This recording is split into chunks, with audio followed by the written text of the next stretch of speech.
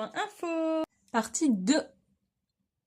Dans la partie 1, je disais que la langue des signes internationale, ça n'existe pas, il n'y en a pas.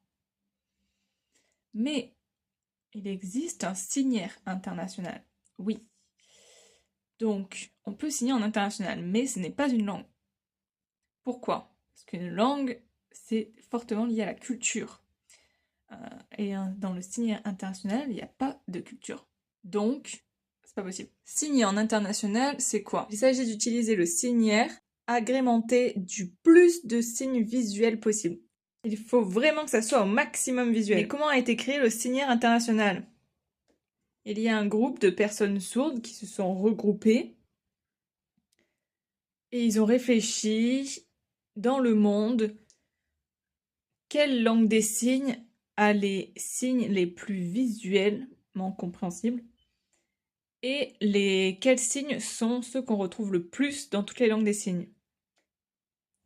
Par exemple, les mois de l'année, on a de ce côté international et de ce côté la LSF. Et les différences, c'est quoi? En LSF, c'est très lié à la culture. On va avoir janvier pour la bise, février pour le froid, mars pour le carême, mai, juin, juillet pour les feux d'artifice, août le soleil, septembre le raisin, décembre Noël. Alors que en international, il n'y a pas du tout de culture.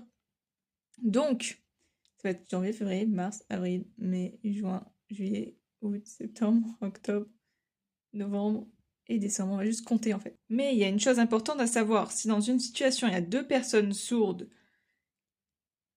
qui ont une origine différente, par exemple, lui, il va être français, lui, imaginons qu'il est allemand.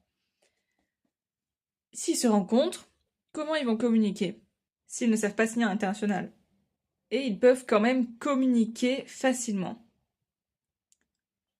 En général, on dit qu'il faut 1 jour pour qu'ils puissent échanger des banalités et qu'au bout de 4 jours, ils peuvent avoir une conversation complexe. Pourquoi? Parce que les langues des signes, c'est des langues visuelles et que tous les signes ont une motivation. Donc, on comprend plus facilement. Par exemple, ce mot, peut-être que vous l'avez compris, mais si vous ne l'avez pas compris, moi, je vais faire quoi?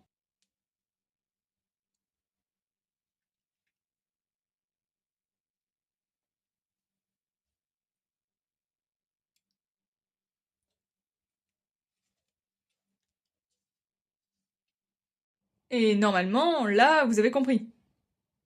Normalement. Merci pour votre écoute et si vous avez d'autres questions,